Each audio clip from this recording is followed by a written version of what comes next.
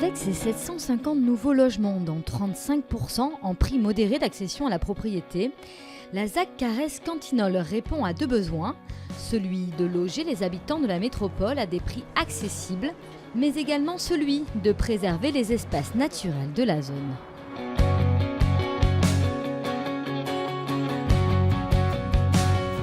Direction donc la ville d'Ezine pour aller voir de plus près ce projet d'envergure qui s'étend sur plus de 17 hectares.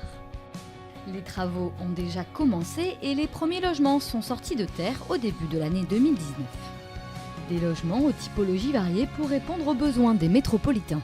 30% en locatif social, 35% en accession sociale ou accession abordable.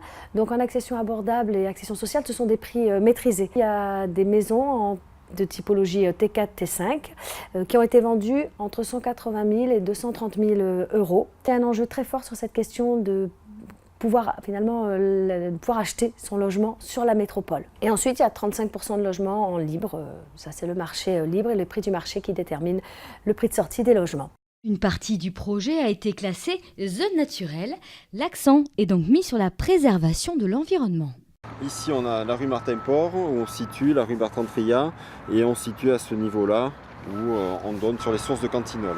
La volonté, c'est de conserver, oui, on est dans la campagne aujourd'hui, et c'est vraiment de conserver l'espace paysager, un espace naturel dans ce cœur d'îlot. Et pour faciliter leur déplacement, les 1500 nouveaux habitants attendus d'ici une dizaine d'années auront au pied de leur maison 2 arrêts de la ligne D du tramway.